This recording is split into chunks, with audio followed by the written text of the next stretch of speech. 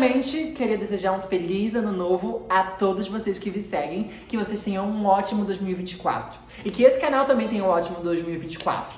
É ano que vem que a gente bomba! Sejam todos bem-vindos a mais um vídeo no Bastidores da Loucura para mais uma review da segunda temporada de Jujutsu Kaisen. Dessa vez, o episódio 23, que é o último episódio dessa temporada, então essa é a última review de Jujutsu. E assim, gente, o que foi aquilo que eu vi? Vamos ao vídeo. Tá, esse episódio vem pra encerrar o arco de Shibuya, o tortuoso arco de Shibuya, porque finalmente acabou, eu não aguentava mais tanta coisa pesada acontecendo. Mas eu tinha uma expectativa para ele que foi bem diferente, tipo, eu achava que ele ia encerrar com uma grande luta.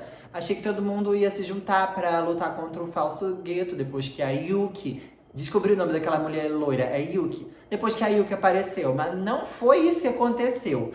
Só que não deixou de ser menos impactante por isso. Gente, sério, mostrou tanta coisa nesse episódio que, assim, eu nem sei como começar a explicar. Não, sério, eu realmente tô sem saber como começar a explicar, não só porque eu tô sem palavras, mas também porque teve muita coisa complicada que foi dita. Então, não sei se eu vou saber explicar da forma corretinha, bonitinha pra vocês. Mas eu vou dar o meu máximo. A gente começa o episódio com uma conversa, basicamente, da Yuki com o falso Geto. Eu acho que ela tava tentando ganhar tempo pra alguma coisa, mas depois dos acontecimentos dessa conversa se tornou irrelevante. Mas basicamente ela usou dessa conversa pra voltar um pouco no tempo, sabe? Afinal, não sei se vocês lembram, mas na primeira temporada a gente descobre que quem deu a ideia pro Geto de exterminar a raça humana, de fazer com que o mundo fosse uma sociedade apenas de feiticeiros Jujutsu, foi ela. Porque ela tem o objetivo de erradicar as maldições do mundo, e esse era um dos meios que ela concluiu que as maldições poderiam ser exterminadas. Afinal, se a gente eliminar a fonte da energia amaldiçoada, as maldições, né, vão parar de ser fabricadas. Só que assim, eu não entendi exatamente por que ela fez aquilo, já que a gente sabe que aquela pessoa não é o Geto, é outra pessoa. Mas depois ficou claro que ela tava querendo ganhar tempo, porque durante a conversa ela deu a entender de que ela sabia que aquele não era o Geto, que era outra pessoa.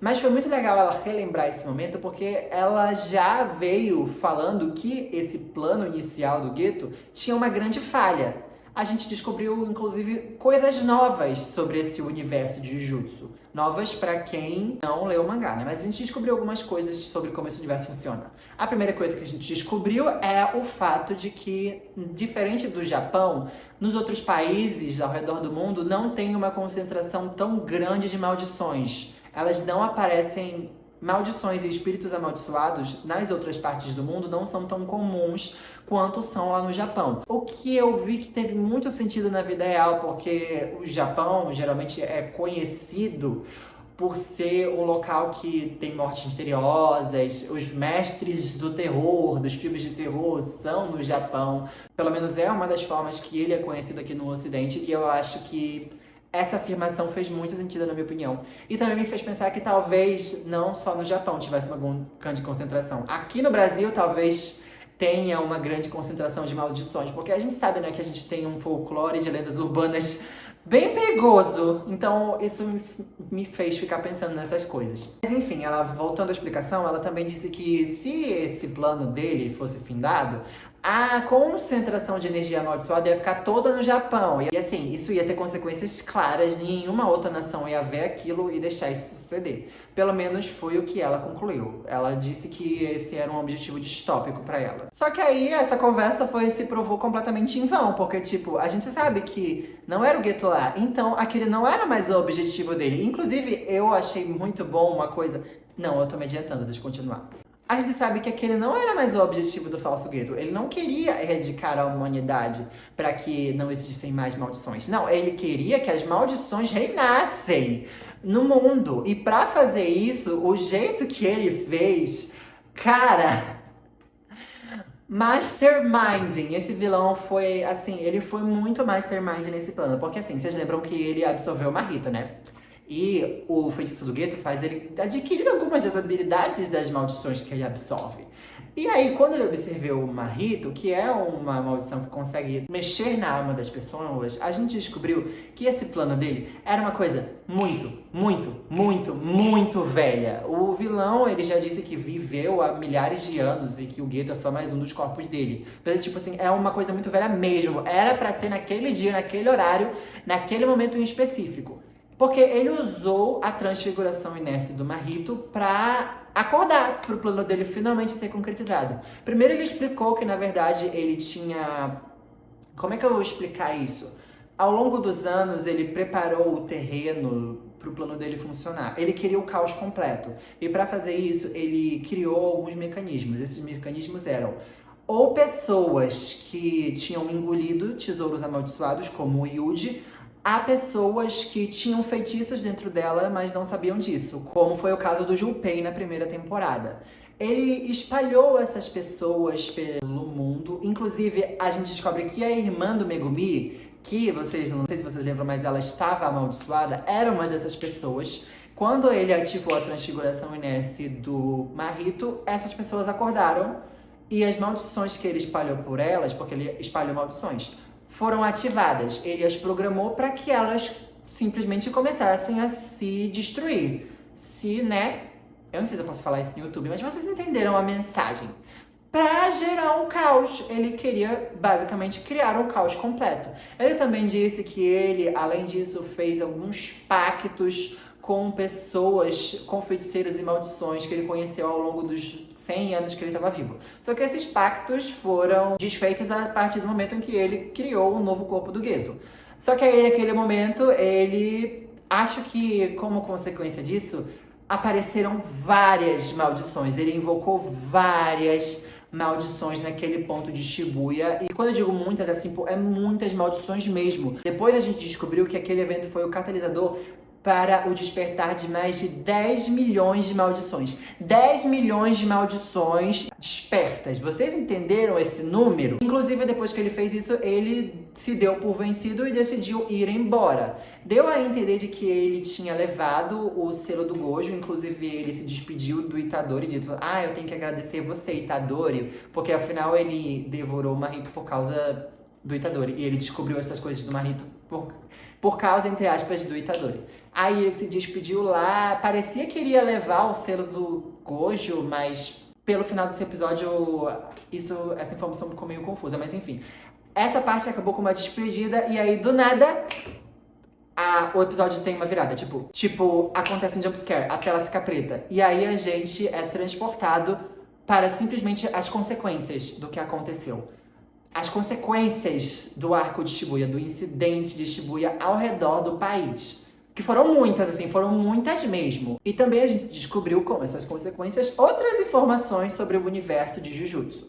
A primeira grande informação que a gente descobriu é que os órgãos governamentais do Japão sabiam da existência da Sociedade de Feiticeiros Jujutsu. Eles sabiam das maldições. O que tem o seu sentido, né? Porque, sinceramente, o investimento para aquela sociedade existir deveria vir de algum lugar. Afinal, eles eram poucos e, pelo que deu a entender, são menores ainda no resto do mundo. Então, tinha que ter alguém financiando isso. Basicamente, tudo começou assim, parecendo que tinha sido um grande apagão em Tóquio. Um apagão que estava se espalhando. E aí começou as ordens de evacuação, porque as cidades estavam ficando inativas. Nisso, as pessoas não conseguiam saber que aquilo eram maldições.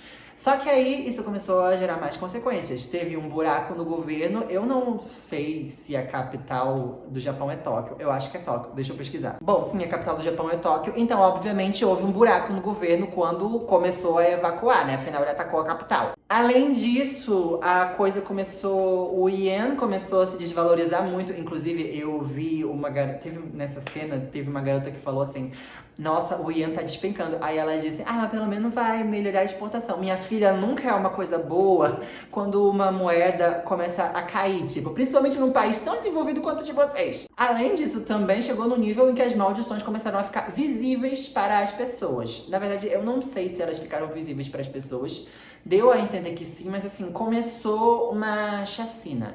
chacina completa. Pra evitar que essa coisa se espalhasse muito pro país inteiro, eles decidiram divulgar publicamente a existência das maldições. Porque, né, chegou num nível em que não dá pra esconder. As pessoas vão ficar confusas. Tipo, o que está acontecendo? Uma cidade gigantesca foi apagada, as pessoas estão indo embora, o que tá acontecendo? Então eles decidiram divulgar a informação de que as maldições existem. Só que eles só iam dizer que as maldições apareceram em Tóquio para tentar concentrar a energia amaldiçoada toda em Tóquio. Mas assim, pelo que deu a entender, isso não tava dando muito certo. Esse foi basicamente o começo do caos, assim. Daí, depois que a gente viu tudo isso, chegamos oficialmente no final desse arco, porque foi adaptado um capítulo do mangá que eu não esperava que tivesse sido adaptado, que é o retorno do maravilhoso, do meu segundo personagem favorito dessa obra, o Yuta. Sim, caros internautas, Yuta, o protagonista de Jujutsu Kaisen Zero, está de volta ao Japão, porque esse tempo todo, enquanto esses eventos de Jujutsu Kaisen aconteciam, o Yuta estava em uma missão secreta na África. E assim, eu fiquei muito feliz que o Yuta voltou por 5 segundos até ele ter a conversa com o alto escalão de feiticeiro Jujutsu, em que foi decidido que ele ia ser a pessoa designada a executar Yuji Itadori.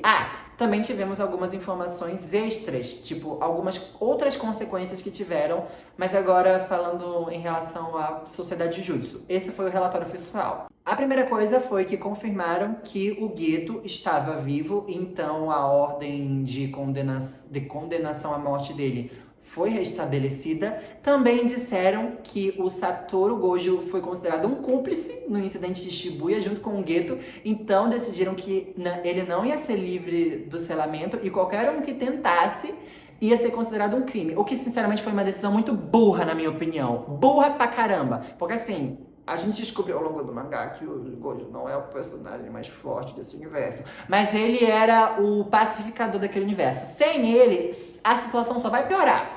A última notícia do relatório foi que o diretor da escola de Jujutsu de Tóquio foi considerado cúmplice, ele foi considerado incitador do Geto e do Gojo a criar o incidente de Shibuya, então ele foi condenado à morte, e também que a suspensão da execução do Itadori foi revogada e que agora ela estava em atividade. Ele teria que ser executado, e como eu disse anteriormente, o Yuta ia ser o responsável por essa execução. Cara, assim, se você viu o arco de Shibuya, você viu o que aconteceu nos 2 últimos episódios, você sabe que essa notícia é claramente forjada. Isso foi claramente corrupção do alto escalão, porque eles queriam matar o Yuji e eles não responsabilizaram ele por uma boa parte dos acontecimentos naquele arco. Porque eu percebi uma coisa que, assim, realmente o alto escalão não separa o Sukuna do Itadori. Eles não fazem essa separação. Tanto que o próprio Yuta nos confirma isso quando ele diz que o Itadori arrancou um braço do Inumaki. A gente descobriu que o Sukuna arrancou um braço do Inumaki. Então, por eles não fazerem essa diferença, que a maioria das pessoas faz, eles culpam o Itadori. Então eles vão ordenar a execução dele depois de tudo que aconteceu. Eles estavam com a faca e o queijo na mão e decidiram cortar. Foi basicamente isso, foi a oportunidade que eles queriam. E para encerrar a temporada de vez, nós acabamos com uma cena do Itadori naquela ponte. Inclusive, é uma ponte que aparece na abertura da segunda temporada, em que ele aparece lá no meio da ponte, no final da abertura. A cena é dele nessa mesma ponte, aí ele, tipo, bate palma e acaba chamando algumas maldições que estavam dentro do rio. E aí o episódio acaba, nesse jumpscare, que promete muita coisa. Eu já notei que ele tava sem uniforme, ou seja, afinal ele tá sendo caçado. O que vai ser uma coisa triste, né? Porque eu odeio esse fato, eu odeio verem o Yuji daquele jeito. Eu gosto muito desse protagonista e eu torço por ele demais. Bom, basicamente foi isso, acabou o arco de Shibuya. Eu queria dizer que eu fiquei muito impressionado com a virada de chave que a autora deu pra obra dela, com esse arco. Porque esse arco foi basicamente uma grande virada. Tem muita diferença do que acontece nele pra a primeira temporada de Jujutsu, que apesar de ainda ser um anime muito único, era bem parecido com um shonen normal. Tipo, tinha momentos sombrios, afinal a gente tá falando de maldições, mas ainda tinha momentos de leveza, tinha muita piadoca, tinha até os rolés do Jujutsu.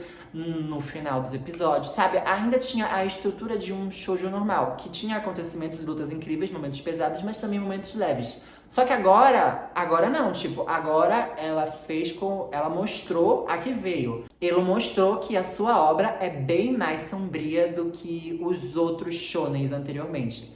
Pelo simples fato de ela já ter matado pessoas do trio de protagonista, ela já quebrou estereótipos já de shonen. E eu achei incrível como ela fez isso, do ponto de vista profissional, né? Do pessoal, vocês já sabem. Sofri horrores. Inclusive, no mesmo dia em que o último episódio da segunda temporada foi exibido, também foi anunciado a renovação para a terceira temporada do anime, que vai adaptar um arco que é chamado de Os Jogos do Abate. Provavelmente é o arco em que o Yuta e o Itadori finalmente vão lutar. Que vão ficar caçando o Itadori. O que, sinceramente, gente, eu acho uma perda de tempo, levando em conta o caos que está no Japão. A sociedade de Jutsu tem muito mais coisa pra se preocupar, mas eles vão ficar perdendo tempo caçando o Itadori.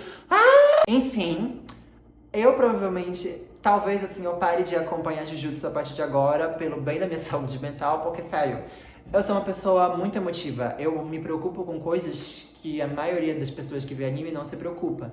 Tipo, os personagens, eu me apego a eles. Então talvez eu pare de acompanhar pelo bem da minha saúde mental. Mas eu vou ler um mangá. Eu vou ler esse arco do abate pra saber o que vai acontecer. Bom, é isso. Eu espero que vocês tenham gostado. Agora a programação normal de vídeos vai acontecer, porque eu só tava fazendo o review de Jujutsu.